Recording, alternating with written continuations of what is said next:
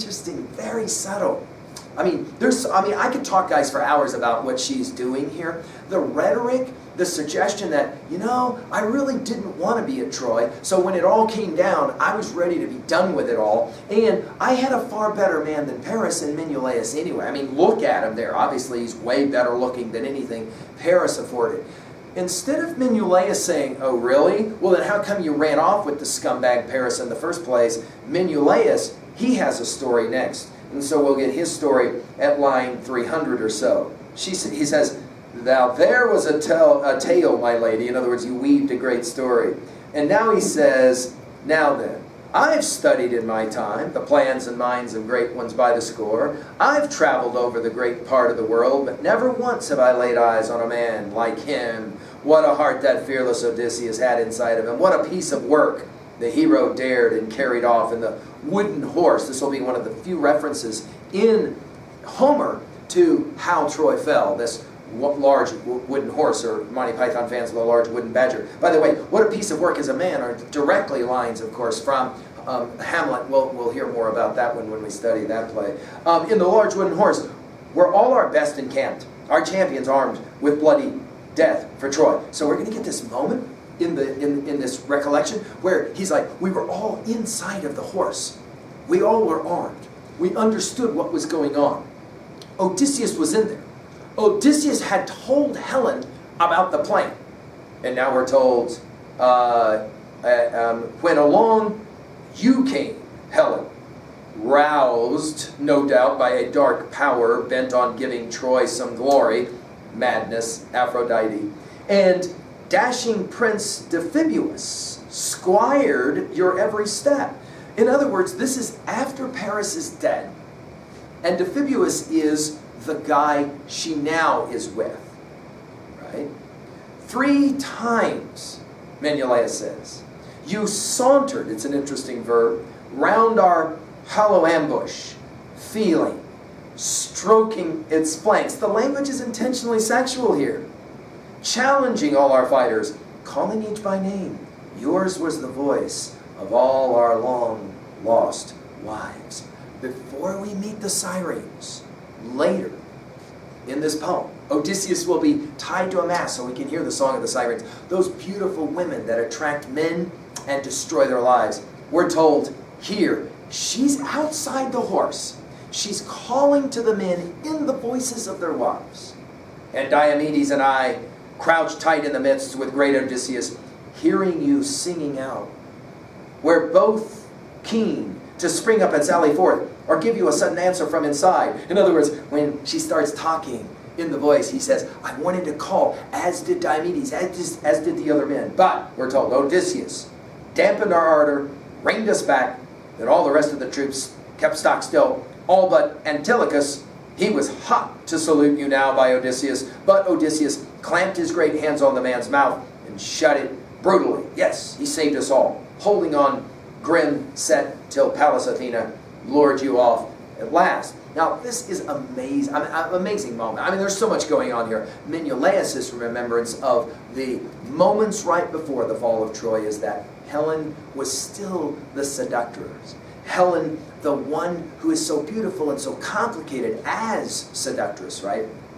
It's a fascinating, fascinating moment in our poem. Telemachus then will quickly speak. He will say we need to sleep. Sleep is what they do, setting up the beds, reminding us that Achilles does the same thing for Priam at the end of Iliad 24. They sleep, and in the morning, Menelaus and Telemachus have their talk, right? Menelaus will ask him at line 350, what brings you here? And we're told at line 351, with all the poise he had, Telemachus is growing in his rhetorical abilities, like his father, right? Telemachus will reply, son of Atreus, King Menelaus, captain of armies. He always shows the proper respect. I came in the hope that you can tell me now some news about my father. My house is being devoured, my rich farms destroyed, my palace crammed with enemies, slaughtering on and on my droves of sheep and shambling longhorn cattle. Suitors plague my mother, the insolent, the overweening, and then there's this ellipsis because he kind of catches himself. In other words, Telemachus has a tendency to kind of overstate the obvious, the lack of Xenia that is in fact happening back in Ithaca. Catches himself and he says, that's why I've come, to plead before you now, if you could tell me about my father's cruel death. In other words, What's going on? He says about Odysseus, he was a man born for pain. His name, Odysseus, actually means one who gives pain or suffering or causes pain or suffering, or, of course, receives it as well. And so here it comes now. The Egyptian story, as we will tell it. Right before we get there, though, Menelaus can't believe it. And he says as much in line 370. How shameful, he says, about these suitors, right? That's the bed of a brave man of war they'd like to crawl inside. By the way, that's significant. Put a note to yourself. This thing about Odysseus' bed will be there at the end of the poem. And we'll point out the genius way that the poet has already set this up. He goes, those suitors do not understand what they're trying to crawl into. That bed they're trying to crawl into. Those spineless, craven cowards is what he calls them. Weak. And then we've got one of the few epic similes. I mean, when we studied the Iliad, we were doing epic similes every 14th line, correct? Here, notice, we've got an epic simile for one of the first times already in the first 4 books. Weak as the doe that beds down her fawns in a mighty lion's den, her newborn sucklings, then trails off to the mountain spurs and grassy bents to graze or fill, but back the lion comes to his own lair, and the master deals both fawns a ghastly, bloody death. Just, notice the word so isn't used as just what Odysseus will deal that mom. Ghastly death. Now there's a lot going on here that I think is important. The poet is reminding us Odysseus will come back. Odysseus will jack these suitors. It's just a matter of time, right? We then will have the comment by Menelaus, if only Odysseus were to come back. And then we get Menelaus' story starting at line 390. It's a long story. He says, it was in Egypt, where the gods still marooned me, eager as I was to voyage home. In other words, here we're going to get the nostoi, the homecoming of Menelaus, but it's going to be complicated. I failed, you see, to render them gods, full, flawless victims, and gods are always keen to see their rules obeyed. In other words, the reason why I didn't have a quick homecoming is because of the gods. Menelaus then and his men will be saved, but they're going to be saved onto an island. And there it will be that they meet Eiduthia. And Eiduthia is the daughter of Proteus, and she, like Athena for Odysseus later, will have a comment to just Menelaus at line 415. Are you a fool, stranger? Soft in the head and lazy too? Or do you let things slide because you like your pain? Here you are, cooped up on an island far too long, with no way out of it. None that you can find, while all your shipmates' spirits ebbs away. Sounding very much like Athena, who will play the same game with Odysseus. What is going on? Well, he asks her, which god is the one that blocks me? And she says, I am Proteus' daughter at line 430. Why don't you think about ambushing my dad and let me tell you how to do it? And at line 440, we're going to get it. She says, here is what you'll do. He loves to sleep with the seals. All you got to do is figure out a way to get among the seals. And then, very quickly, she says, I can do this, right? Because Menelaus is the one that says, hey, at line 441, show me the trick to trap this ancient power, or he'll see or sense me first and slip away. It's hard for a mortal man to force a god. So it's going to be a daughter who is going to fool her father. Now, of course, this is the continuation of this idea in the Odyssey. We immediately, of course, think of Desdemona and her father in Shakespeare's Othello. And, of course, what the father says to Othello, she fooled me, she'll fool you, look to it. Same gig going on here, right? We're told, or Menelaus is told, how to catch Proteus, right? She says, I'll lead you there, choose your best 3 men. The old wizard's trick, she says, I can tell you all about it at line 461. I'll tell you how all the old wizard's tricks, how he does it. He sleeps with the seals, and he'll try, once you grab him, he's going to try all kinds of twists and turns. We immediately think of Odyssey 1:1, right? And the protean shape, this is where we get our word protean, shape changer. The protean shape changing will happen, we're told at line 470. Finally, when he begins asking you questions, you can let him go, and there it is. Well, of course, this is Menelaus' adventure story, and as he tells it, he says, man, you can't even believe what we did next. 3 men, he says, of my best men I took, right? Eiduthia helps to deceive her father, we're told. Now, Eiduthia had slipped beneath the sea's engulfing folds, but back from the way she came with 4 seal skins, all freshly stripped, to deceive her father blind, right? Again, this is that mantra throughout the first 4 books of the Odyssey. 2 men, be careful, women are deceivers. Of course, hello, what's the Trojan horse and who invented that idea but a man, Odysseus, right? But there it is, okay? And so what happens is they're covered with this seal skin, where Menelaus says, man, I can't even begin to tell you how much this stank, but she put ambrosia on our noses so we didn't have to smell it. Proteus has no idea what's coming, and at line 510 or so, we rushed him, flung our arms around him. He lost nothing, the old rascal, none of his cunning, quick techniques. First he shifts into a bearded lion, then into a serpent, then into a panther, then into a wild boar, then into a torrent of water, finally a tree, and then the quick changing art of the old wizard finally asks Menelaus, which god conspired with you to trap me in ambush, seize me against my will? What on earth do you want? And of course it's at that point that now Menelaus can let him go and ask the question, which god is the one that blocks me from going home? And Proteus will say, you should have sacrificed to the gods at line 530. You got to go back to Egypt, something Menelaus is definitely not wanting to hear. Go to the Nile, make a sacrifice, and we're told at line 540 that it broke his heart, right? Of course, for obvious reasons, right? And then there's the question that he will begin to ask to Proteus, right, at line 550. He lost no time in saying, son of Atreus, why do you ask me about what happened to the other people after the fall of Troy? Because, Menelaus wants to know, like, what happened to all my pals, right? Why do you need to know? Why probe my mind? You won't stay dry-eyed long. We're going to hear this often in the Odyssey. Do you really want to know this? When, for example, Alcyoneus asks Odysseus, can you tell me about your home, about the last few years? Odysseus is like, no, I really don't want to tell this because it's going to be painful and sad. Many of your pals, we're told, were killed. Many survived as well, but only 2 who captained your bronze-armored units died on the way home. You know who died in the fighting. You were there yourself. He says, one is still alive, held captive somewhere off in the endless seas. Of course, that will be Odysseus. We're told that Ajax is jacked by Poseidon because, of course, he did some terrible things to Cassandra in the fall of Troy. We're then told the story of Agamemnon, and it occurs to us, the irony is that Menelaus hasn't heard. We, of course, as readers and listeners of this poem, we know about what happened to Agamemnon. Menelaus doesn't know, right? And, of course, the Agamemnon story, one more time, so often referred to in books 1 through 4, as we said, right? We're told that Agamemnon, when he finally gets home at line 583, he rejoiced. And Atrides setting foot, Agamemnon, on his homeland once more, he took the native earth in his hands and he kissed it, exactly what Odysseus is going to do later when he reaches Ithaca, right?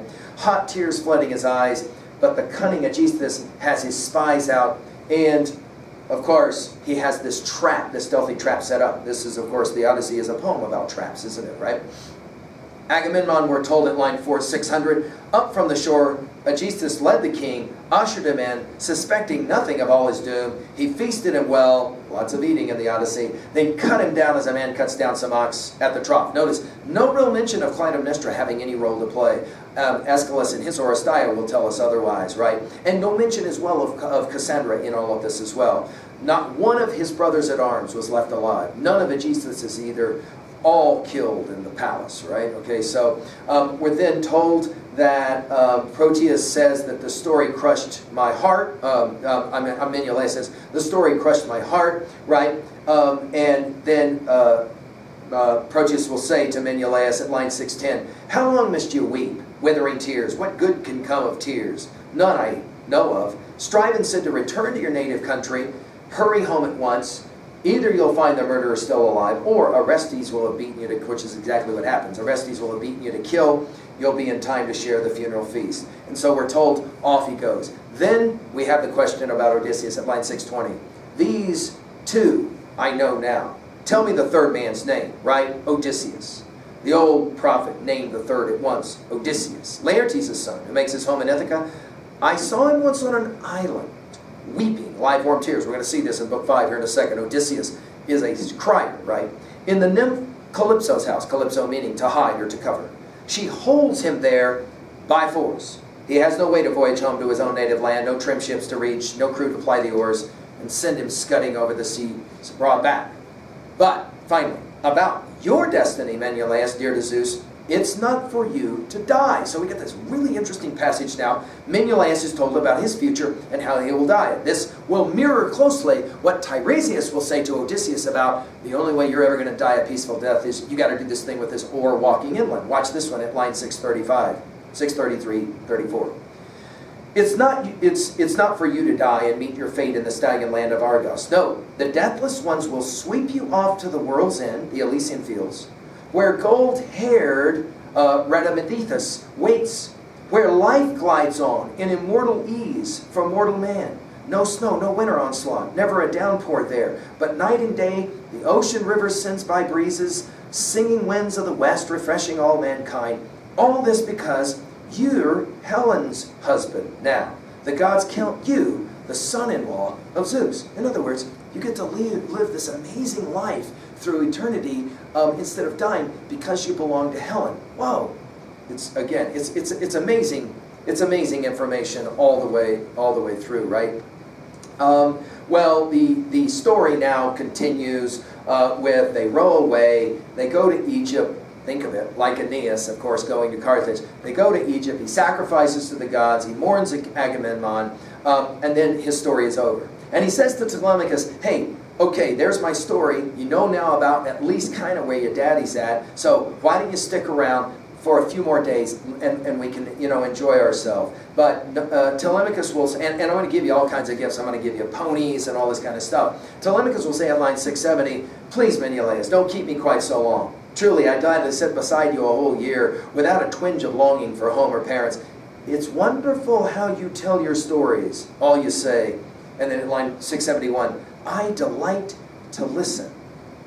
In other words, he's a young man who's willing to listen to an old man's story. This will make Telemachus, I think, another important...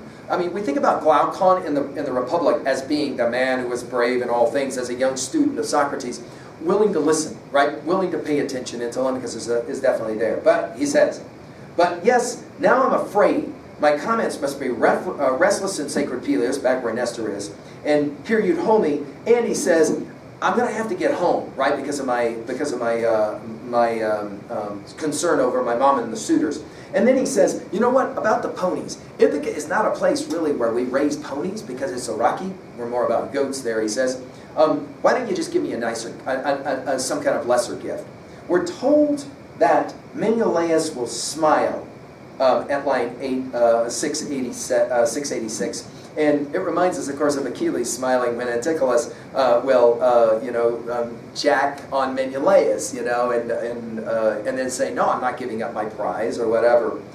So instead he gets a bowl, and at line 703 or so, it's over, and now we're back to the suitors, before Odysseus' palace. Amuse themselves with discs and long-throwing spears. In other words, they never actually fight in battles, they just pretend. Out on the leveled grounds, free and easy as always, full of swagger is the way the poet, right? But it's going to be Antinous who is going to be thinking about the next plans. When Proteus will come up and say, hey, when can I get my boat back from Telemachus? He took my boat off or something. And Antinous is going to be like, whoa, whoa, whoa. You let him have a boat? At line 720. He says, tell me the truth. When did Telemachus go? What young crew went with him? And who all went along with him? And it will be Proteus who will say, look, I don't know. I gave him the boat. I volunteered it. He says, of course. What else could anyone do when such a man, a prince weighed down with troubles, ask a favor? Proteus is not the brightest of cats, and Antinous can't believe it. He's just like, are you serious with me? And he says, it's weird. I thought Mentor was with him because I saw for sure Mentor get on the boat, but the next day I saw Mentor, so I don't know what's going on. Of course, if Antinous and Proteus had a brain, they would maybe realize that it's Athena, right, who was with him. We're told that Antinous is stiff with indignation as he leaves. He turns around and he will say at line 745 or so, by God, what a piece of work Telemachus has carried off. What insolence. We thought his little jaunt would come to grief, but in spite of us all, look, the young cub slips away, just like that, picks the best crew in the land, off he sails, and this is the start of trouble he can make. The ironies that run deep here, right? Yeah, there's trouble coming for sure. Zeus, he says out loud, kill that brazen boy before he hits his prime. This is interesting because here now we find out that Antinous is not just interested in Penelope, he's interested in getting rid of Telemachus, which would make sense if he wants the power, right? He says, I'll waylay him from ambush, okay? Broad him coming back in the straits between Ithaca and the rocky Seine. He says this gallant voyage of his, that is to say his Odyssey, to find his father, will find him wrecked at last. And then we're told that the suitors, that all roared approval and urged him on. Well, Penelope hears. She, of course, is very upset. At line 675, she says to a herald, the herald Medon, why have the young blades sent you now? To order King Odysseus' serving women to stop their work and slave to fix their feast? I hate their courting. Now, this is part of the forced sex that will be a requirement, although Odysseus is going to punish these girls nonetheless. They're running riot, she says, about the suitors here. Would to God that this meal here and now were their last meal on earth. So Penelope calling down vengeance, and of course we know it's coming. Day after day, she says to Medon, who's obviously one of the suitors, as the herald, you swarming, draining our life's blood, my weary son's estate. Right? What? Didn't you listen to your fathers when you were children years ago, telling of how Odysseus treated them, your parents? It's an interesting idea. In other words, where are the parents of all of these nasty suitors? Why didn't the fathers train their sons up better, right? She says Odysseus was a fair king. Medon's got no time for it. He tells Mama, we got serious problems. There are suitors who are planning to kill Telemachus. Penelope can't believe it. She is speechless at line 791. And she asks, what? My child is gone? She didn't know. Medon, he says, he went off because he wanted to know about his daddy. Penelope is heartbroken. She will, in fact, call Delius to say, hey, we got to go tell Laertes. And then finally it will be Euryclea who will say, okay, I knew all along. I just had to keep a secret. One more time, a woman keeping secrets, right? And she says, here's the deal. I don't think that you should tell Laertes, oh man, Laertes, he's got enough problems. Why don't you pray to Athena? This is exactly what Penelope does. In the meantime, Antinous is going to give, so you got these things happening simultaneously. Antinous is going to give his commands, and then we're going to have this famous scene where Penelope will go to sleep, but she will have a ghost